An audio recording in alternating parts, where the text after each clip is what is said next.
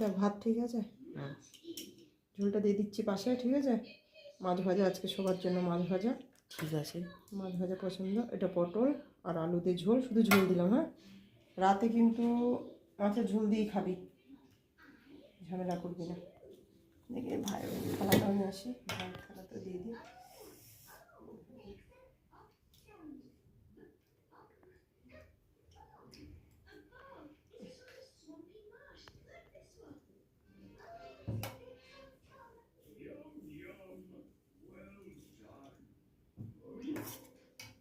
আজকে আমাদের সবারই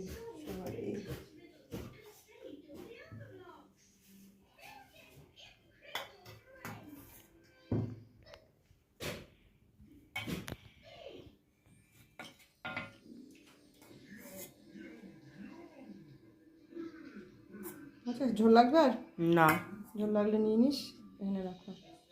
চল শুরু করে দে খাওয়া।